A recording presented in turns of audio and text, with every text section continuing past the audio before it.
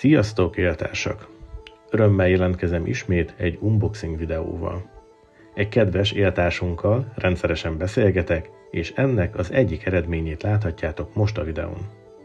Gondolom nem leptem meg senkit, hogy egy újabb csigibicska bővíti a gyűjteményemet, aminek nagyon örülök, mivel még juhász formám úgysem volt itthon. Természetesen szokás szerint érkezik a részletes bemutató videó is. Köszönöm, hogy velem tartottatok, addig is minden jót, sziasztok!